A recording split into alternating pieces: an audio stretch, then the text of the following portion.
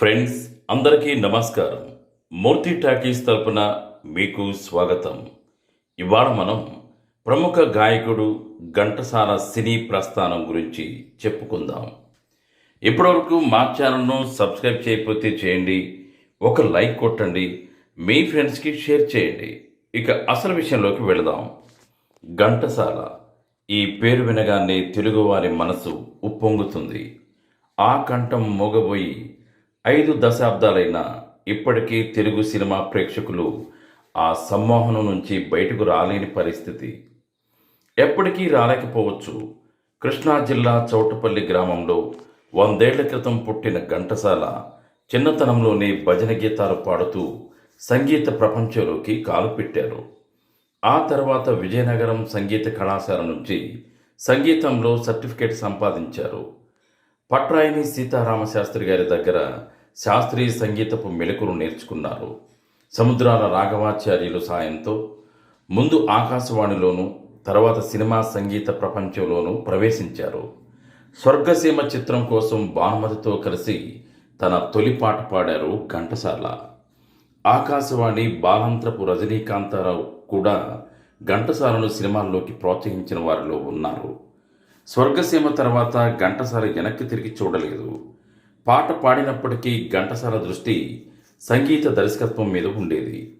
అక్కినేని తొలినాటి చిత్రాలు బాలరాజు, కీలుగుర్రంతో పాటు ఎన్టీఆర్ నటించిన తొలి చిత్రం మన దేశంకు ఘంటసాలి సంగీత దర్శకత్వం వహించారు. కీలుగుర్రం చిత్రంలో కాదు సుమ కల కాదు సుమ పాటతో నేపథ్య గాయకుడిగా పాపులర్ అయ్యారు. నిజానికి అక్కినేనికి పాట నేర్పించే క్రమంలో నిర్మాత గారు విని నువ్వే పాడేయకూడదు అనడంతో పాడేశారు. అలా జనం పాడుకునే పాటలను స్వరపరచడంలో సిద్ధహస్తుడు ఘంటసాల అనిపించుకున్నారు. ఘంటసాలది ప్రత్యేక బాణి. జనం పాడుకునేలా సినిమా పాట ఉండాలనేదే ఆయన నిశ్చితాభిప్రాయం. అలాగని శాస్త్రీయ సంగీతపు పునాదులను ఎన్నడూ వీడలేదు. ఆ పరిధిలోనే జనం నాలుకల మీద 10 కాలాల పాటు నిలిచిపోయే పాటలు కంపోజ్ చేశారు. హిందుస్థానీ రాగాలను సినిమా పాటల కోసం విరివిగా వాడారు ఘంటసాల.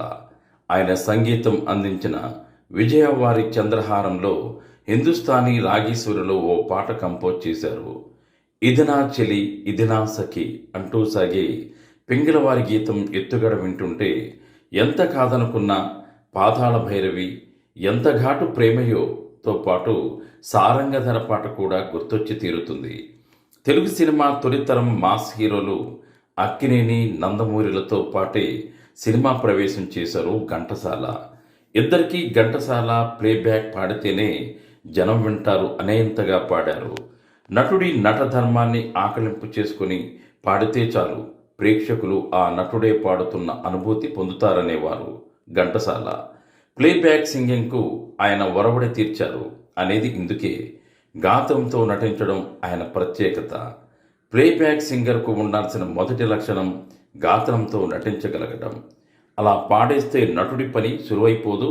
ఘంటసాల చిన్నతనంలో స్టేజ్ పెర్ఫార్మెన్స్ ఇచ్చేవారు. అలా ఆయనలో నటుడు, కవి ఉన్నారు. బహుదూరపు బాటసారి పాట ఆయన రాసినది. సంగీత దర్శకుడు ఉన్నాడు. ఈ త్రివేణి సంగమం ఆయనతో అద్భుతాలు చేయించింది. కవి భావాన్ని, పాత్ర స్వభావాన్ని అర్థం చేసుకొని పాత్రలో లీనమై గాత్రంతో నటించేవారాయన.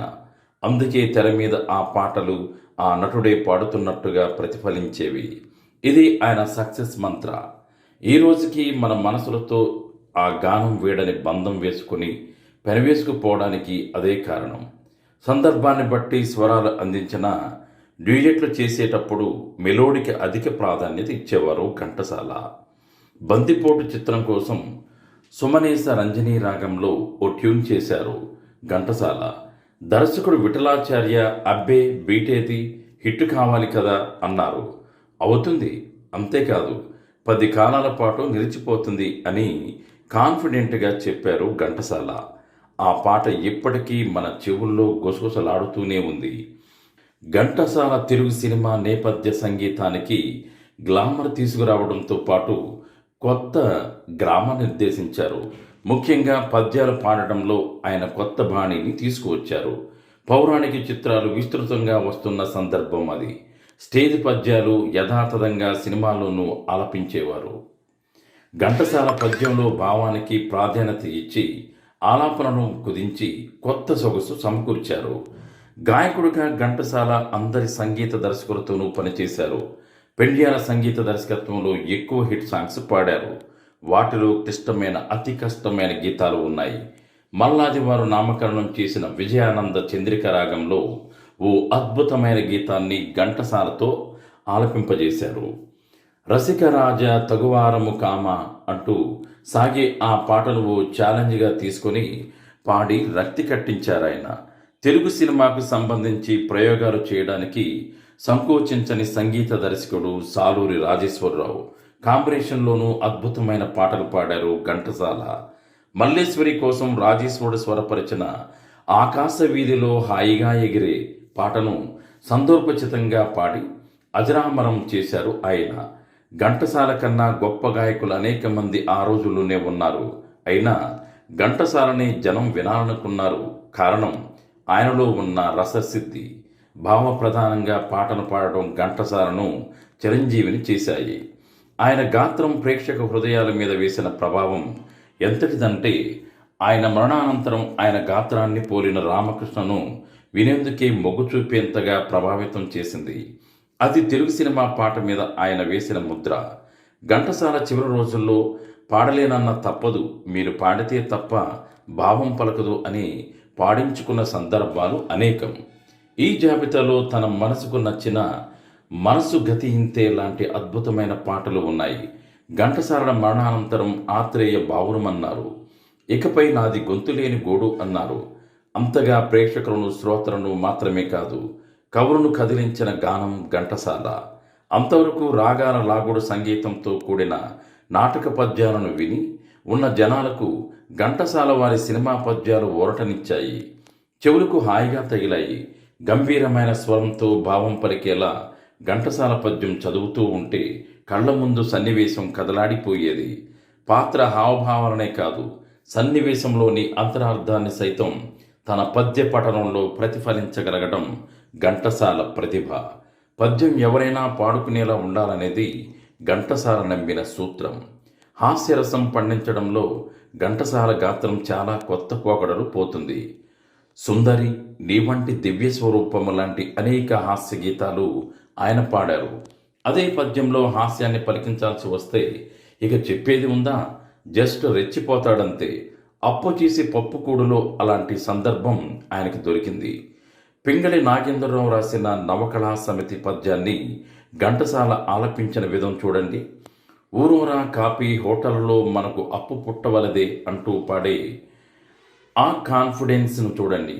ఈ పద్యం వండటంలో పింగళికి శ్రీశ్రీ సహకారం కూడా ఉందట. ఆ రోజుల్లో బడే గులాం అలీ లాంటి వాళ్ళు చెన్నై వస్తే ఘంటసాల వారి ఇంట్లోనే బస చేసేవాళ్ళట. ఘంటసాల వారికి ఎవరూ ఇవ్వలేని ఆతిథ్యం ఇచ్చేవారట. కారణం హిందుస్థానీ సంగీతం మీద ఉన్న ఇష్టమే. అందులోని మెలకువలను ఇతర గుట్టుమట్టులను తెలుసుకునేవారట. సంగీత దర్శకుడిగా ఘంటసాల వారి తొలి రోజుల నుంచి ఈ ధోరణి కనిపిస్తుంది. ఘంటసాల వారి స్వర సారథ్యంలోనే వచ్చిన మరో విజయవారి చిత్రం గుండమ్మ కథలో తిలక్ కామాద్ రాగంలో స్వరపరిచిన అద్భుత గీతం వినిపిస్తుంది. అలిగిన వేళనే చూడాలి అంటూ సుశీల పాడిన సోలో గీతంలో సాంఘిక కృష్ణుడిగా ఎన్టీఆర్ అదరగొట్టేస్తారు. పహాడీ రాగంలో మర్మయోగి చిత్రం కోసం ఘంటసాల స్వరపరిచిన నవ్వుల నదిలో గీతం వినండి. ఆయనలోని ప్రతిభామూర్తి సాక్షాత్కరిస్తాడు. ఘంటసాల స్వయంగా సంగీత దర్శకుడై ఉండి కోరి మరీ సుబ్బరామన్కు సహాయకుడిగా పనిచేశారు. విద్య నేర్చుకోవడానికి ఎవరి దగ్గరికి వెళ్ళినా తప్పులేదనే ఆయన అభిప్రాయం. ఈ ఇద్దరి మధ్య కూడా ఓ సందర్భంలో గ్యాప్ వచ్చింది. అందుకే దేవదాసు పాటలు వేరే గాయకుడితో పాడించారు సుబ్బరామన్. అయితే అవి మనసుకు నచ్చకపోవడంతో తప్పక మళ్ళీ ఘంటసాలనే పిలిపించారు. ఆ సినిమాలోనూ పహాడీ రాగం చాలా పాటల్లో తొంగి చూస్తుంది. ముఖ్యం పల్లెకి పోదాం, పారును చూద్దాం, చలో చలో. శాస్త్రీయ సంగీతాన్ని ఇంకెవరూ ఉపయోగించని స్థాయిలో సినిమాలకు ఉపయోగించుకున్న సంగీత దర్శకుడు పెండ్యాల నాగేశ్వరరావు, గాయకుడు ఘంటసాల. పెండ్యాల దగ్గర వందలాది పాటలు పాడిన ఆ కాంబినేషన్ అనగానే గుర్తొచ్చే పాటల్లో శివశంకరి ఒకటి. దర్బారీ కానడ రాగంలో స్వరపరిచిన ఈ గీతాన్ని కూడా ఘంటసాల అనితర సాధ్యమైన రీతిలో పాడి మెప్పించారు. ఇలా ఘంటసాల గురించి ఎంతైనా చెప్పుకోవచ్చు. ఈ ప్రత్యేక కథనం అందించిన వారు రంగావజ్జుల భరద్వాజ, వాయిస్ అందించిన వారు రామారావు వరక.